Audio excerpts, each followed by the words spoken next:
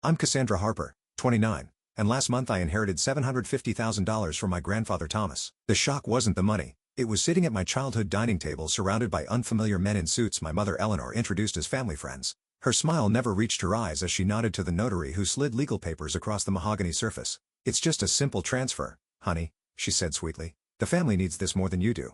Their faces froze when I picked up the papers, smiled, and said, "Actually, I brought something you all need to see first. If you're watching from somewhere your family respects boundaries, drop it in the comments and subscribe to see how I turned this ambush around." Growing up in suburban Massachusetts, I learned early that my mother Eleanor had a complicated relationship with money. By complicated, I mean disastrous. She was like a sieve. Money flowed through her hands without leaving a trace behind except for the shiny objects she'd acquire along the way.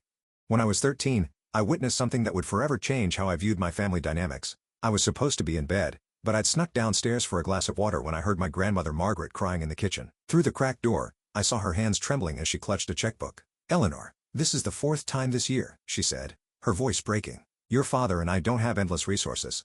This was for our retirement." My mother simply waved her hand dismissively. "Mom, it's just temporary. The commission from the Lakewood property will cover everything next month." There was always a next month, always another commission, always another reason why this time would be different. My grandmother wrote the check anyway. Her shoulders slumped in defeat. My mother worked as a real estate agent, which meant her income fluctuated wildly. The good months funded shopping sprees and spontaneous weekend getaways. The bad months meant past due notices and frantic calls to family members. Despite this instability, she insisted on living in an upscale neighborhood, driving luxury cars she could barely afford, and wearing designer clothes that often still had tags on them when the credit card bills came.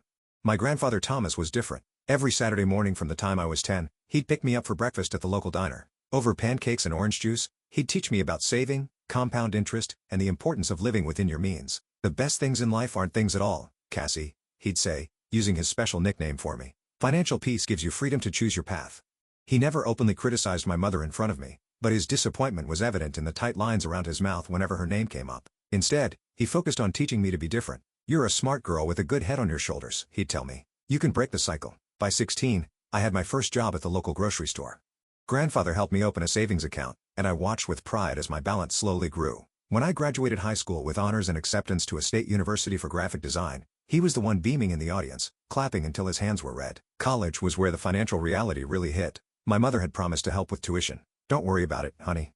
We'll figure it out when the time comes," she'd said during campus tours. But when acceptance letters arrived, she had a new excuse. The market was down. She was between big sales. She had unexpected expenses. I ended up working 2 jobs, mornings at a coffee shop and evenings at the campus library while maintaining a full course load. My grandfather helped where he could, but he was retired on a fixed income. I still accumulated nearly $60,000 in student loans by graduation, despite my scholarships and work income. During my senior year, my grandfather's health began to decline. "Congestive heart failure," the doctor said. I'd visit him at the hospital between classes and work shifts, often finding him with financial magazines spread across his hospital tray. "I've been thinking about the future, Cassie," he said during one of these visits, his voice weaker but his eyes still sharp. "About what I'll leave behind." "Grandpa, don't talk like that," I protested, arranging his pillows to help him sit up more comfortably. "No, it's important," he insisted. "I've made some arrangements. Your mother, she'll come after anything I leave you. She always believed my money was really hers, just on loan until she needed it." I tried to brush it off, uncomfortable with the conversation, but he gripped my hand with surprising strength. "Promise me you'll stand firm. What I leave you is for your future, not to fix her mistakes." I promised, never truly believing I'd need to honor it so soon or so dramatically. After graduation, I landed an entry-level position at a marketing firm in Boston. The pay wasn't great, but it was stable. I rented a tiny studio apartment, lived frugally and made regular payments on my student loans. My grandfather would call weekly to check on me, always asking about my savings plan. 3 months ago, he passed away peacefully in his sleep. The grief was overwhelming. I'd lost not just a grandfather but a mentor, a champion, a steady presence in my chaotic family. The reading of the will came as a shock to everyone, especially my mother. Grandfather had left me $750,000 in investments and his lake house in New Hampshire. To my mother, he left $50,000 with a note that read simply, "Eleanor, I hope you finally find contentment with what you have." At the funeral reception, my mother hugged me tightly, whispering congratulations that didn't match the calculating look in her eyes. Less than 3 hours later, as I was helping clean up at my grandmother's house, she cornered me in the kitchen. "So," she said, leaning against the counter as I washed dishes. "That was quite a surprise today." "It was," I agreed, focusing on scrubbing a particularly stubborn spot on a casserole dish. "You know, the roof on my house needs major repairs. The contractor estimates about $30,000. She said it casually as if commenting on the weather. I placed the dish in the drying rack, my hands suddenly cold despite the hot water. "I'm sorry to hear that." "Well, Obviously you can help with that now, she continued. Maybe we should sit down tomorrow and figure out how to transfer some funds. And so it began, exactly as grandfather had warned. I explained that I needed time to process everything, that there would be estate matters to handle first.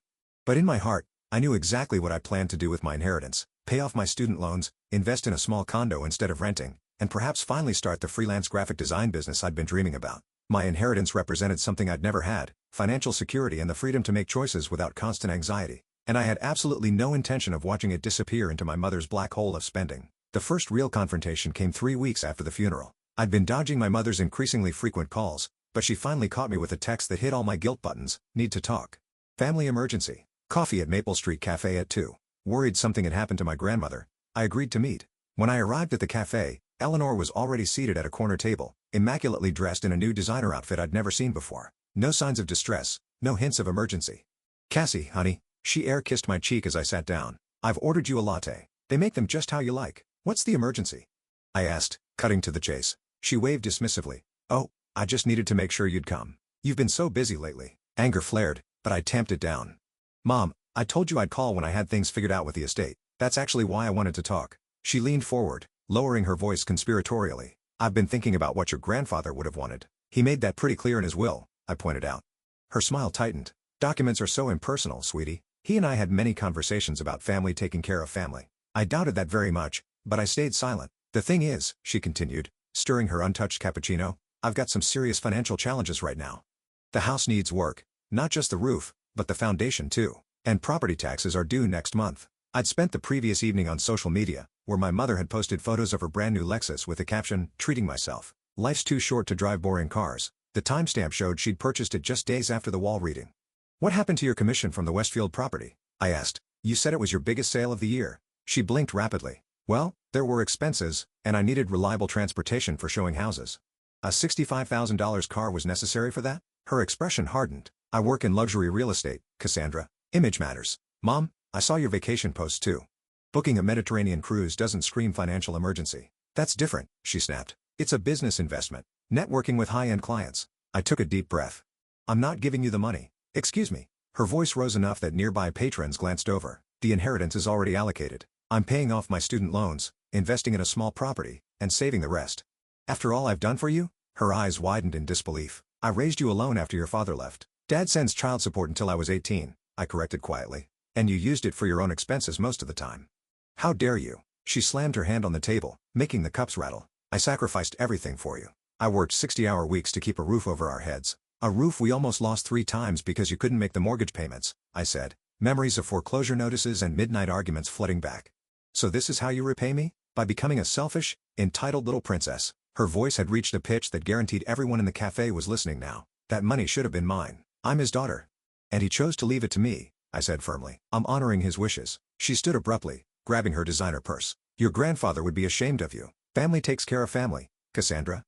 "That's exactly what I'm doing," I replied. "Taking care of my future so I never have to depend on family the way you've exploited them." She stormed out, leaving me with 2 untouched coffees and a cafe full of curious onlookers. I felt shaky but oddly relieved. The confrontation I dreaded was over, and I'd held my ground, or so I thought.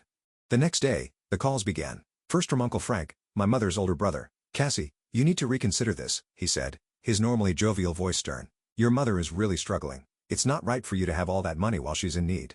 When I explained about the new car and vacation, he paused. "Well, I'm sure there's an explanation. Look, just help her with the roof at least. 20 or 30,000 won't hurt your inheritance." Then came Aunt Patricia's texts, masterpieces of passive aggression. "Family should support each other in difficult times. Some people seem to have forgotten that. And your grandfather would be heartbroken to see the family divided over money." My cousins Derek and Megan took sides, Derek suggesting I was being manipulated, Megan insisting I was selfish and cruel. My social media became a battleground of veiled comments and family members choosing sides. Most painfully, my grandmother Margaret left tearful voicemails. "Cassie, please talk to your mother. She's very upset. Whatever disagreement you're having, family is too important to throw away." No one seemed to understand that this wasn't about money. It was about boundaries, responsibility, and respecting my grandfather's explicit wishes.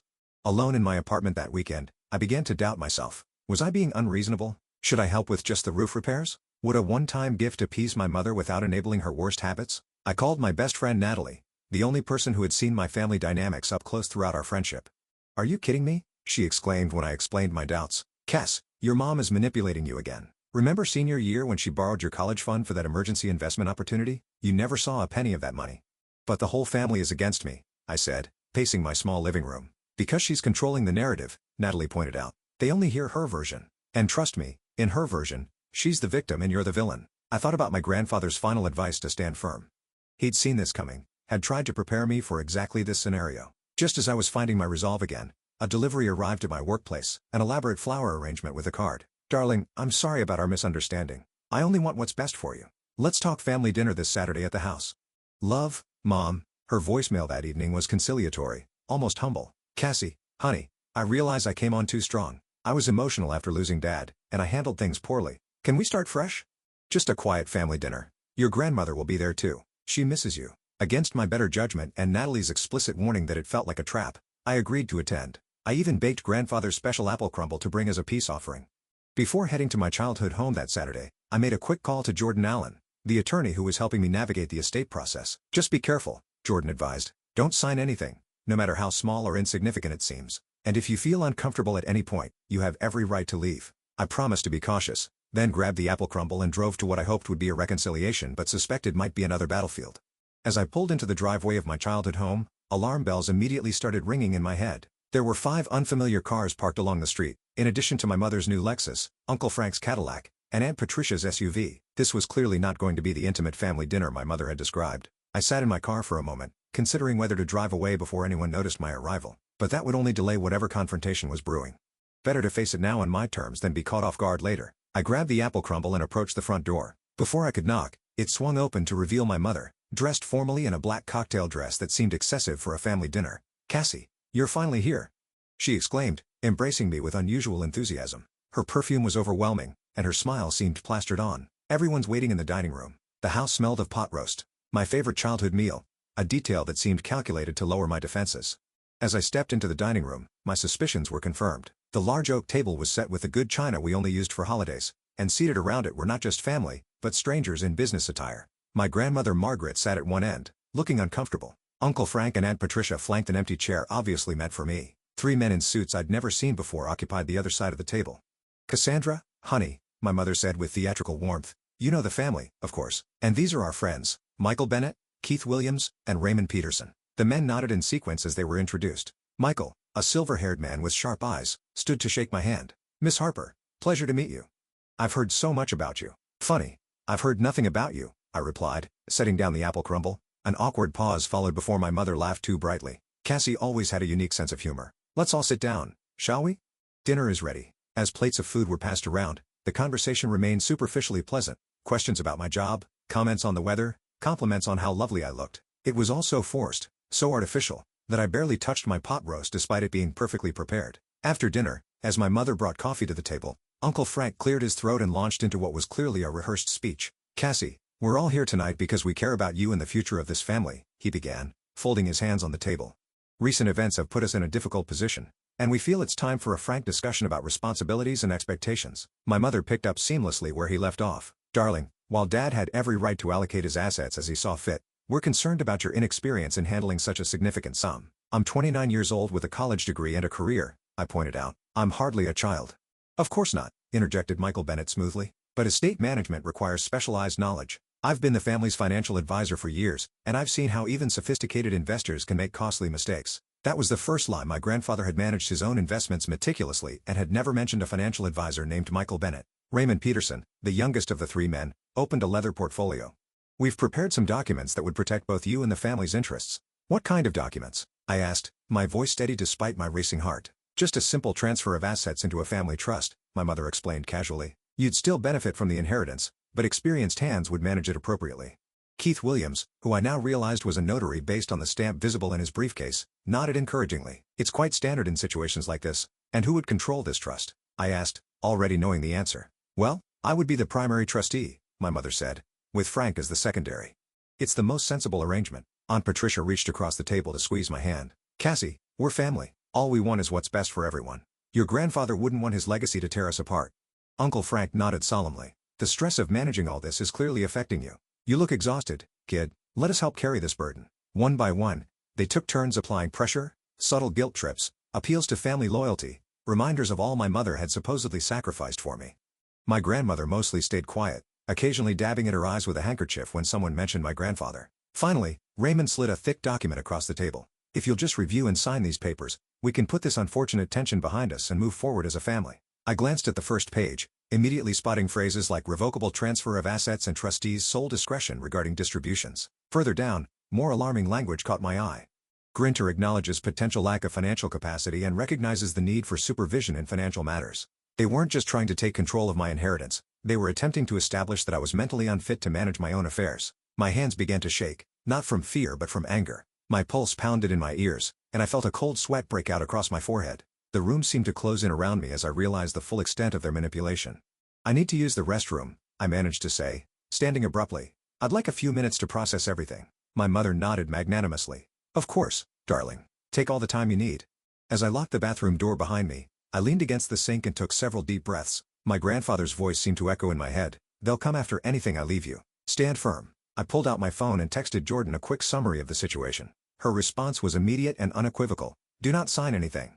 Those clauses about lack of financial capacity could be used to challenge your competence in court. They're setting you up." A second text followed. "Is MA a one-party consent state for recording?" It was Massachusetts law allowed recording conversations if one party consented. With newfound clarity, I activated my phone's recording app, splashed some cold water on my face, and prepared to return to the dining room.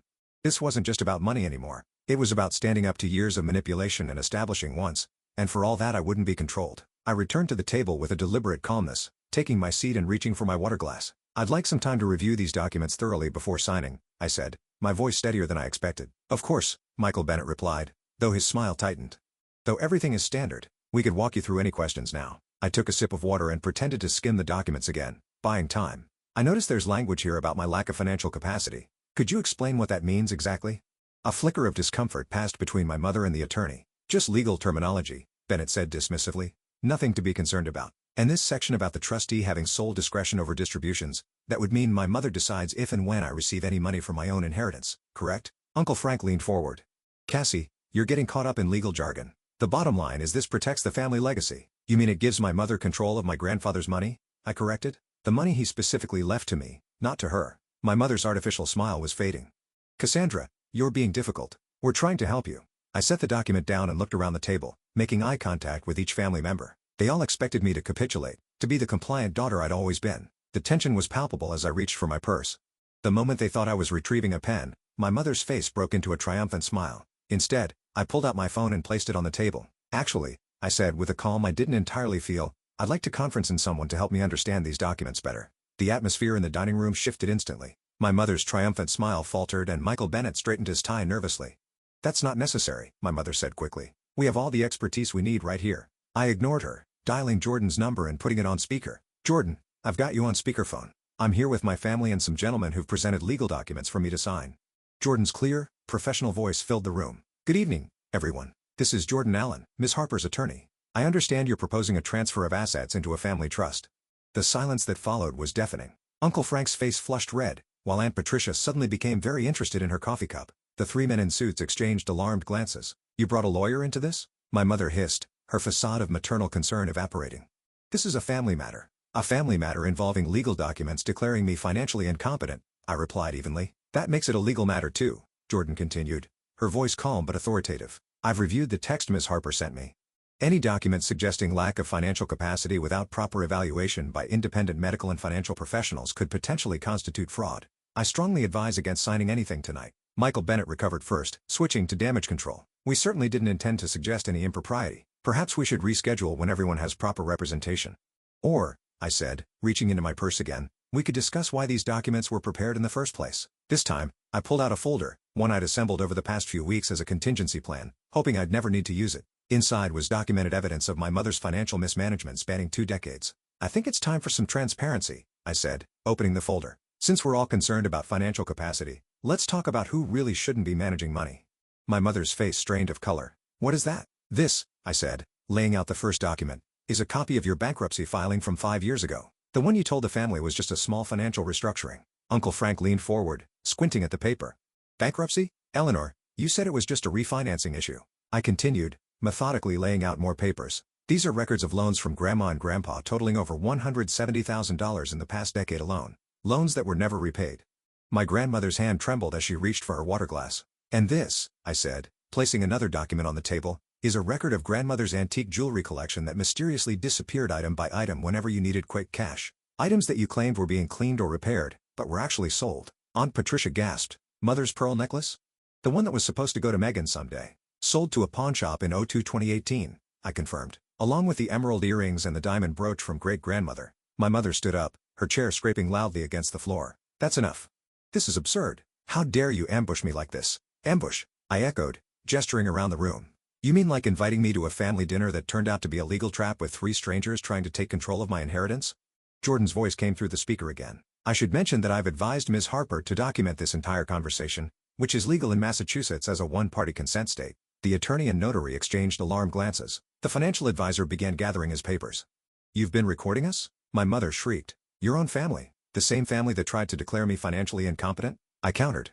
"Yes, I have." I turned to my grandmother, whose shocked expression betrayed her complete ignorance of the plot. "Grandma, did you know this dinner was arranged to pressure me into signing over Grandpa's inheritance?" She shook her head slowly, tears welling in her eyes. "Eleanor told me it was a reconciliation dinner to heal the family." Uncle Frank stood up abruptly. "I think we should all take a step back and cool down. Clearly there's been some miscommunication." "There's been no miscommunication," I said firmly. "My grandfather left his money to me because he knew exactly what would happen if he left it to Mom.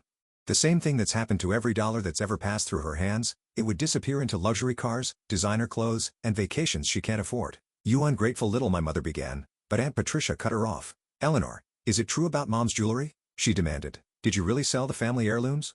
As the family's attention turned to my mother, the 3 professionals began a quiet retreat. Michael Bennett mumbled something about family matters to resolve as they gathered their papers and edged toward the door. "Don't forget your fraudulent documents," I called after them, pushing the papers across the table. "My attorney will be in touch about those lack of capacity clauses." With the outsiders gone, the family confrontation reached its boiling point. My mother, cornered and exposed, switched from denial to attack. "None of you understand the pressure I've been under," she shouted. "Do you have any idea what it cost to maintain our family's lifestyle? Dad was always stingy with me, always judging how I spent my money." "Your money?" I questioned. "Or the money you borrowed and never repaid? I deserve that inheritance," she cried, her carefully applied makeup beginning to run. "I'm his daughter, not you. It should have been mine." And there it was, the naked truth behind all the manipulation and schemes. Not concern for my financial capability. Not worry about family legacy. Simple entitlement and greed. "Mom," I said, my voice softer now, "Grandpa left you $50,000, a generous gift that most people would be grateful for. Instead, you've torn the family apart trying to take what isn't yours." Uncle Frank sank back into his chair, looking deflated. "Eleanor, did you really spend all that money already? The inheritance you received?" My mother's silence was answer enough. She stared at the table, refusing to meet anyone's eyes. "It wasn't enough," she finally whispered. "It's never enough." In that moment, I saw my mother clearly, perhaps for the first time. Not as the villain in my story, but as someone trapped in patterns she couldn't escape, constantly chasing fulfillment through spending that left her emptier than before. But clarity didn't mean capitulation. I gathered my documents back into the folder. "I'm leaving now," I announced. "And I'm taking grandfather's inheritance with me. All of it. It's not because I don't love this family, but because I respect his wishes and the lessons he tried to teach all of us." I turned to my grandmother and hugged her gently. "I'm sorry this happened, Grandma. Call me tomorrow and we'll talk. Just us." As I headed for the door, my mother made one last desperate attempt. "If you walk out that door with this attitude, don't bother coming back. You're choosing money over family." I paused, hand on the doorknob. "No, Mom, I'm choosing boundaries over enabling. I'm choosing Grandpa's wisdom over your manipulation. When you're ready to get financial counseling and have an honest conversation, I'll be there. But not like this. Never again like this." And with that, I walked out, leaving behind the remnants of the ambush that had backfired so spectacularly. The drive home from my mother's house felt surreal. Streetlights blurred through my windshield as unexpected tears filled my eyes, not tears of defeat, but of release. 29 years of trying to please an unpleasant parent, of walking on eggshells around financial discussions, of being made to feel selfish for having boundaries, all of it crystallized in that moment of walking away. When I finally reached my apartment, I was physically and emotionally drained. I sat in my parked car for several minutes, gathering strength for whatever would come next. My phone had been buzzing continuously. Texts from Uncle Frank, voicemails from my mother, a message from Aunt Patricia. I ignored them all and called Jordan instead. "You did incredibly well," she assured me after I recounted the evening's events in detail. "Standing your ground like that took real courage." "It didn't feel like courage," I admitted. "It felt like survival." "Sometimes they're the same thing," she replied. "Get some rest. Tomorrow we'll discuss next steps to ensure they can't try anything like this again." I barely slept that night. Every time I closed my eyes, I saw my mother's face transitioning from manipulative sweetness to naked rage. I replayed my grandfather's warnings, wondering if he'd face similar confrontations during his lifetime. By dawn, I'd made a decision. This pattern wouldn't continue. The cycle of financial manipulation in my family would end with me. Jordan arrived at my apartment the next morning with coffee and a determined expression. We sat at my tiny kitchen table reviewing options. Based on the recording and documents, we have evidence of attempted fraud, she explained. The language in those papers about your lack of financial capacity was designed to establish grounds for contesting the will through claims of your incompetence. Should we pursue legal action? I asked. Jordan considered carefully. We could, but lawsuits between family members rarely end well for anyone except the attorneys. Instead, I suggest we draft a formal cease and desist letter outlining the evidence we have. Make it clear that any further attempts to challenge your inheritance will result in legal action. And, if they ignore it, then we involve the court system, she said firmly. But, let's try this first. Sometimes clear boundaries are enough to stop bad behavior. The cease and desist letter was delivered to my mother that afternoon by courier. I expected an immediate explosive response, angry calls, threats, escalation. Instead, silence descended for 3 full days. The quiet was more unnerving than confrontation would have been. On the 4th day, Uncle Frank called. His voice sounded tired, resigned. Cassie, I owe you an apology, he began, surprising me completely. I didn't know the full story about your mother's financial history or about the jewelry. Did she admit to selling Grandma's heirlooms? I asked. Not in so many words, he sighed.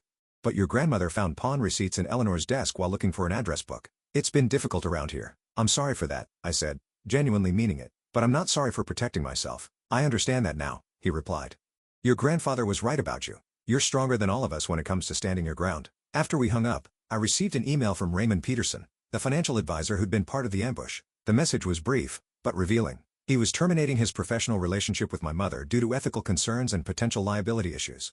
Attached was a copy of communication showing my mother had approached him just days after the funeral, claiming I was financially irresponsible and emotionally unstable following my grandfather's death. The most surprising communication came from Aunt Patricia, who requested to meet for coffee somewhere neutral. Cautiously, I agreed. We met at a quiet cafe downtown where she arrived clutching a small velvet pouch. I found this, she said without preamble, placing it on the table between us at a local pawn shop.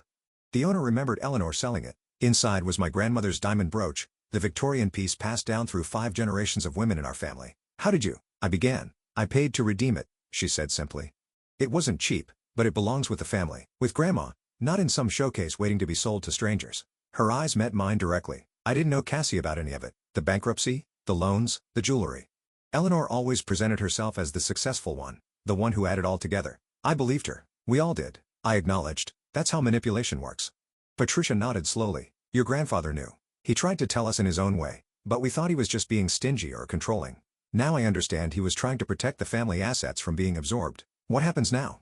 I asked. That depends on Eleanor, she replied. She's not speaking to anyone right now. Locked herself in her house, won't answer calls. Frank drove by yesterday and saw a moving truck, but we don't know what that means. Later that day, my grandmother called, her voice small and shaky. Cassandra, dear, I'd like to see you, if you're willing. I drove to her house immediately, finding her sitting in her garden surrounded by wilting summer flowers. She looked older somehow, diminished by recent events. I failed you, she said as I sat beside her. I failed all of us by enabling your mother for so long. You loved her, I said simply. We all did what we thought was right at the time. She took my hand, her papery skin cool against mine despite the summer heat. Thomas saw it clearly. He tried to protect us from ourselves. A tear slipped down her cheek. The jewelry, it was meant for you girls, for the future. Family treasures with stories attached. Aunt Patricia found the brooch, I told her. She redeemed it from the pawn shop. A small smile flickered across her face. That's a start. Perhaps not everything is lost. It's not about the things, Grandma, I said gently. It's about the trust, about knowing the difference between helping and enabling. She nodded, squeezing my hand. Your grandfather would be so proud of you, standing firm like that. I'm proud of you too, even though it's been painful for everyone. As shadows lengthened across the garden, we talked about establishing new patterns for our family, about healthy boundaries and honest communication. For the first time, I felt like an adult in my grandmother's eyes. Not just a grandchild to be protected or indulged, but a woman with wisdom of her own to contribute. The final confrontation with my mother came a week later. I arrived home from work to find her sitting on the steps outside my apartment building, looking uncharacteristically subdued in jeans and a plain sweater instead of her usual designer attire. Can we talk? She asked, rising as I approached. Really talk, not fight. Warily, I invited her up, leaving the door open as we entered my small apartment. She glanced around, taking in my modest furnishings and the framed photo of my grandfather on the bookshelf. I've been evicted, she said without preamble. The house is being foreclosed. I wasn't entirely surprised, but the directness of her admission was unexpected. I'm sorry to hear that. No, you're not, she said, but without venom. And you shouldn't be. It's the consequence of my choices. She sat on the edge of my sofa, looking somehow smaller than I remembered. I sold the Lexus yesterday and canceled the cruise. Too little, too late, but a start. Where will you go? I asked. Patricia offered her guest room, temporarily, on condition that I see a financial counselor and a therapist. She laughed humorlessly. My little sister, setting terms for me. I remained standing, maintaining physical and emotional distance. And are you going to do it? Do I have a choice? She asked, then shook her head. That's the wrong question, isn't it? I've always had choices. I've just made terrible ones. For a moment, I glimpsed something I'd rarely seen in my mother, genuine self-awareness, without the veil of justification or blame. I'm not asking for money, she continued. I know that bridge is thoroughly burned. I needed to say I'm sorry for the ambush, for trying to take what Dad left for you, for everything. I'd imagined this moment, a genuine apology for my mother, countless times over the years. In my imagination, it had always been followed by immediate forgiveness, tearful reconciliation, a fresh start. The reality was more complicated. Her words seemed sincere, but decades of manipulation couldn't be erased by a single conversation. I appreciate you saying that, I said carefully. But trust takes time to rebuild. I can't just forget what happened. She nodded, acceptance in her expression. I understand. I wouldn't either, in your position. She stood to leave, then hesitated. The financial counselor Patricia found, she said something that stuck with me. She said money problems are rarely about money.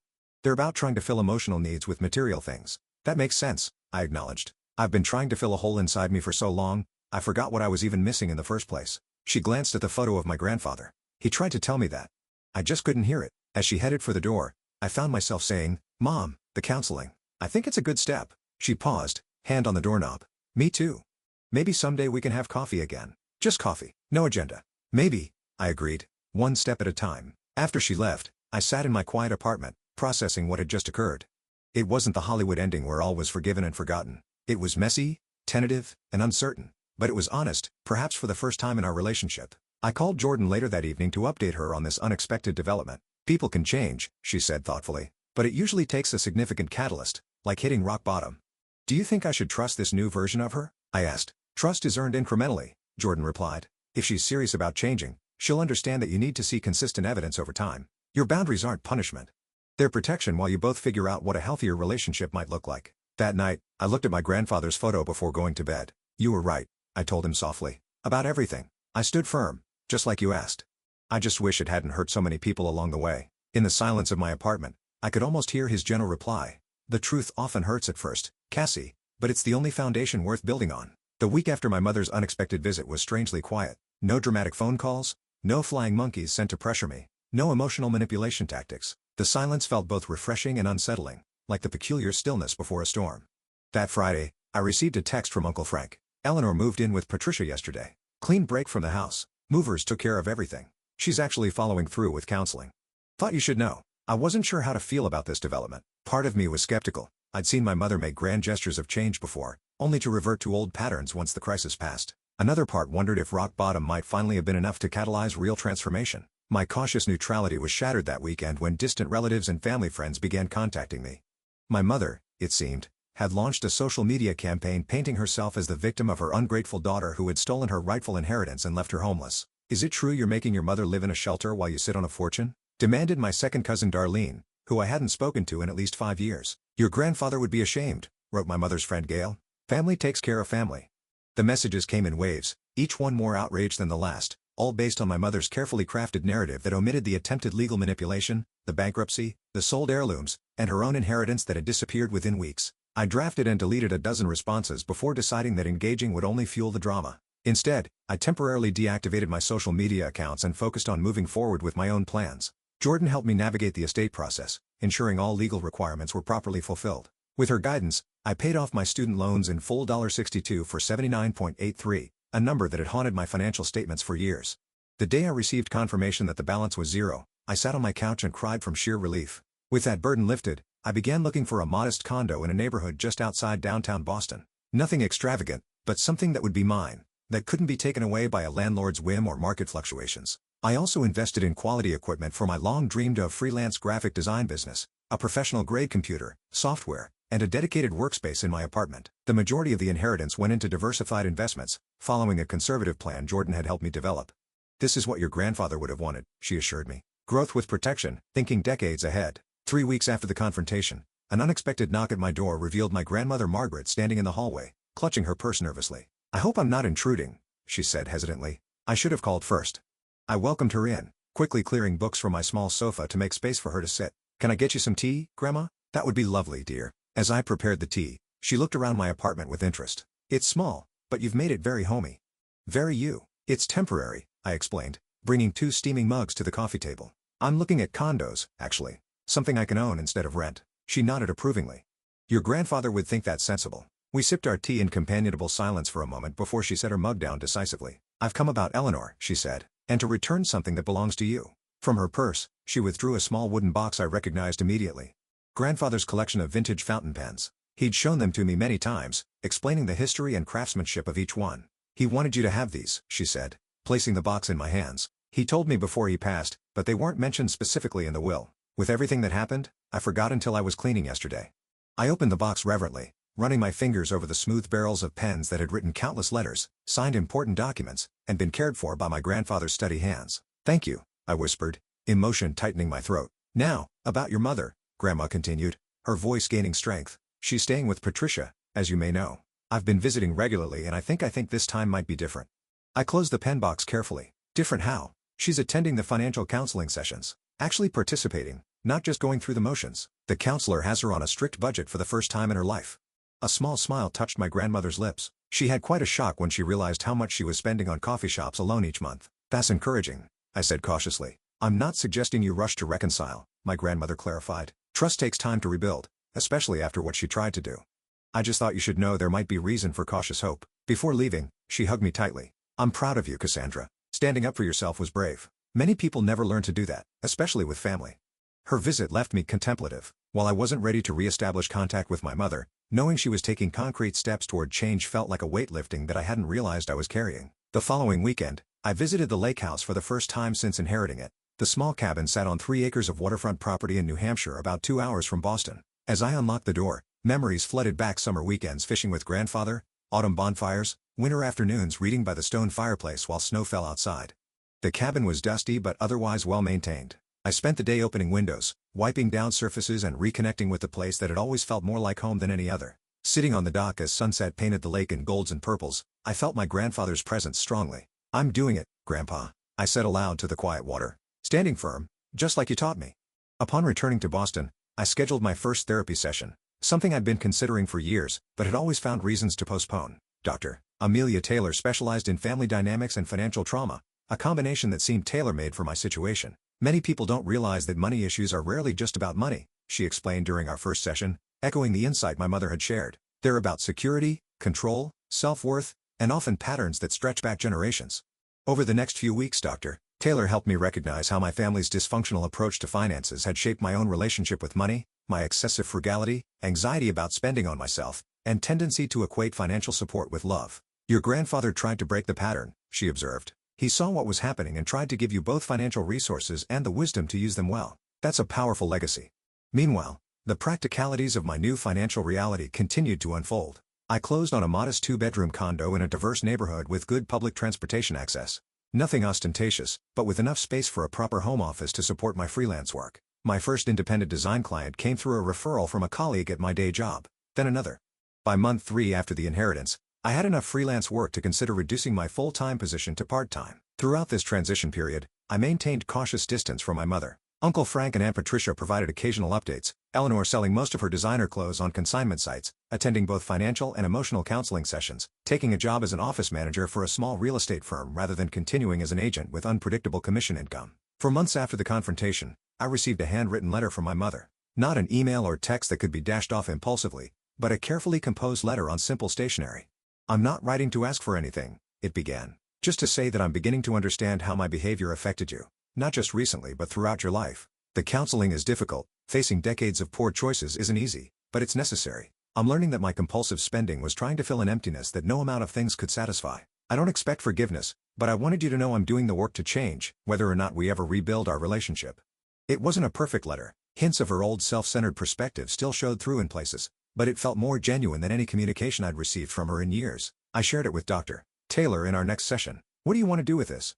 she asked after reading it carefully. "I don't know," I admitted. "Part of me wants to believe she's changing. Another part is waiting for the manipulation angle to reveal itself." "Both responses make sense given your history," she acknowledged.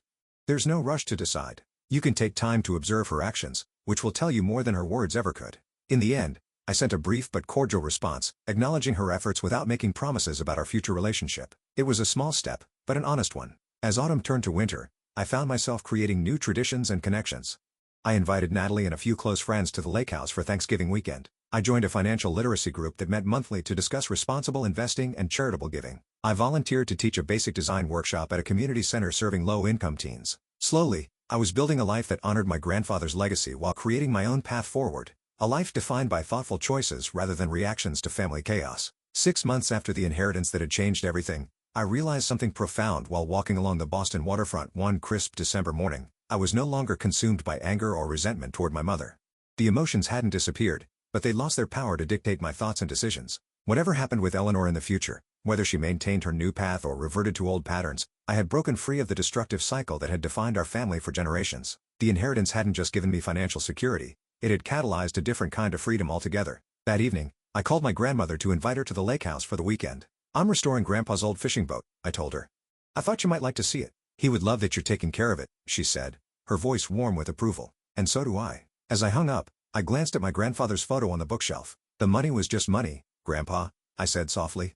"But the lessons, those were the real inheritance." 6 months became a year. Winter thawed into spring. Spring blossomed into summer. And I found myself celebrating the 1-year anniversary of my inheritance with a quiet dinner at the lake house. Grandmother Margaret joined me, along with Natalie and Jordan, who had become friends as well as my attorney through this journey. My condo in Boston had become truly home. Neutral colors with splashes of vibrant art, comfortable furniture that welcomed rather than impressed, and a proper office setup that supported my now thriving freelance business.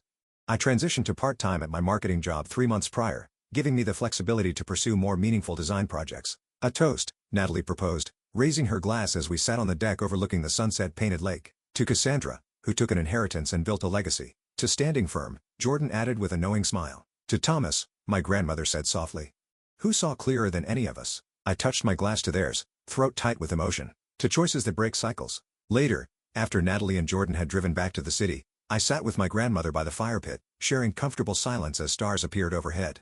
"I've been thinking about family legacies," I said finally.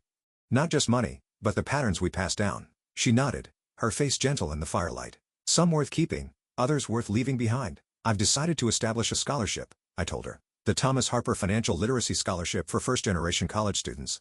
Something small to start, maybe 2 students per year, but with room to grow." Tears glistened in her eyes. "He would be honored by that. Truly honored." "The application will include an essay about healthy financial habits," I continued. "And recipients will participate in financial literacy workshops throughout their college years, breaking cycles beyond just our family," she observed. "That's beautiful, Cassandra." Financial literacy had become something of a mission for me over the past year. Beyond establishing the scholarship, I'd begun teaching monthly workshops at the community center, helping young adults understand credit, budgeting, investing, and the emotional aspects of money management. "We don't talk about money honestly in this culture," I'd tell my students.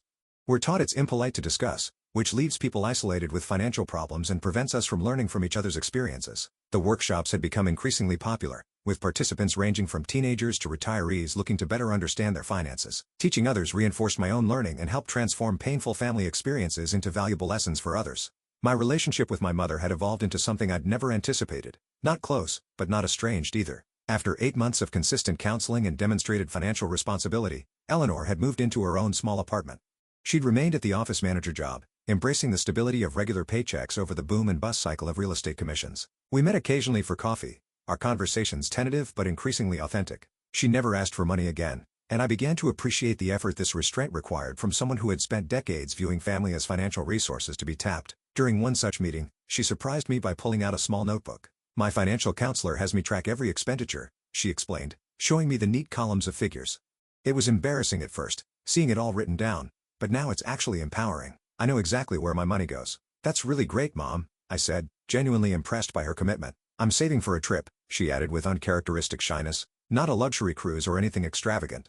Just a weekend at a B&B in Vermont this fall. Properly budgeted, fully funded before I go." It was such a small thing by ordinary standards, but for Eleanor Harper, it represented a seismic shift in approach, planning ahead, living within means, finding joy in simple pleasures rather than status symbols. My Uncle Frank and I had also found a new understanding. After the initial confrontation, he'd apologized sincerely for his role in the ambush and had made efforts to rebuild trust through transparency and respect for my boundaries. "Your grandfather tried to talk to me about Eleanor's financial issues for years," he admitted during a visit to the lake house. "I dismissed him as being stingy or controlling. Now I see he was trying to protect all of us from the consequences of enabling her. Together, Frank and I had established a small trust for my grandmother Margaret, ensuring her needs would be met regardless of any future family dynamics. It was the kind of practical, forward-thinking arrangement my grandfather would have approved. Aunt Patricia had emerged as an unexpected ally throughout the year. After redeeming the family brooch from the pawn shop, she'd worked tirelessly to recover other family heirlooms that had been sold off. "It's not about the monetary value," she explained as she presented my grandmother with her long-lost sapphire ring found in an estate sale 2 counties away. "It's about preserving the stories attached to these pieces, the family history they represent." The lake house itself had undergone a gentle restoration under my care. Not modernization or expansion, but a respectful refreshing of what already existed. New paint in the original colors, careful repairs to the stone fireplace, restoration of my grandfather's old wooden boat. I'd maintained his workshop exactly as he left it, tools hanging in their designated spots, the scent of wood and varnish preserved like a time capsule. During one weekend of repairs, I discovered a hidden compartment in his desk containing a journal addressed to me. "For Cassie, when the time is right, read the envelope." Inside, I found not only financial advice, but his reflections on our family patterns, his regrets about enabling Eleanor for too long, and his hopes for how I might forge a different path.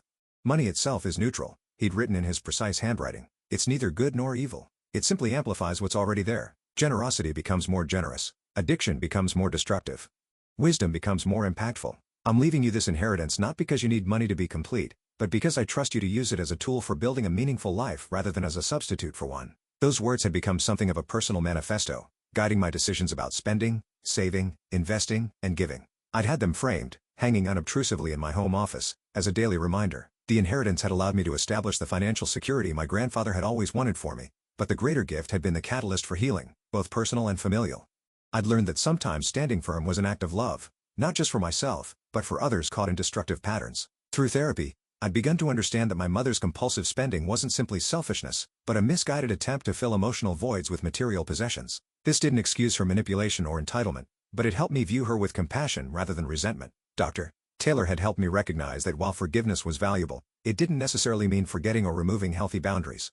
"Forgiveness is something you do for yourself," she explained. "It's releasing the power that anger has over you. Boundaries are something you maintain for yourself. They're the lessons you take from experience." As the 1-year mark of the inheritance passed, I found myself in a place of unexpected peace. The monthly family dinners we'd established, sometimes at my condo, sometimes at the lake house, had become opportunities for new traditions and gradual healing.